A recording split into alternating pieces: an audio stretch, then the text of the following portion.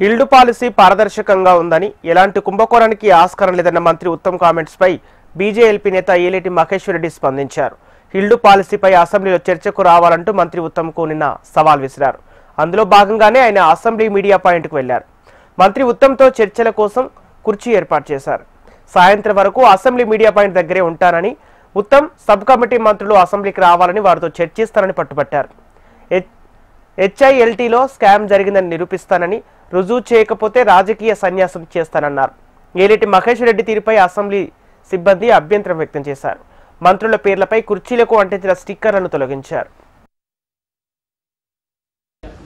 చేసినటువంటి ఒక దుష్ట ఆలోచన, తద్వారా చీకటిగా ఎవరికి తెలియకుండా రాత్రికి ఒక జీవో తీసి ఒక సంతకంతో ఈ రాష్ట్ర ఖజానాకు చెందిన 6,30,000 కోట్ల రూపాయలని కొల్లగొట్టడానికి చేస్తున్నటువంటి పథకం నేను రుజువు చేస్తానని, నేను అనేక రోజుల నుంచి 6 రోజుల నుంచి నేను దీని మీద అనేకమైనటువంటి ప్రెస్ మీట్లు ఇవ్వడమే కాకుండా పవర్ పాయింట్ ప్రజెంటేషన్ కూడా ఇచ్చి దాన్ని స్పష్టంగా చెప్పిన తర్వాత కూడా మొన్న బట్టి విక్రమార్క గారు, నిన్న ఉత్తమ్ కుమార్ రెడ్డి గారు మాట్లాడుతూ భారతీయ జనతా పార్టీకి అవగాహన లేదంటా ఉన్నారు కదా.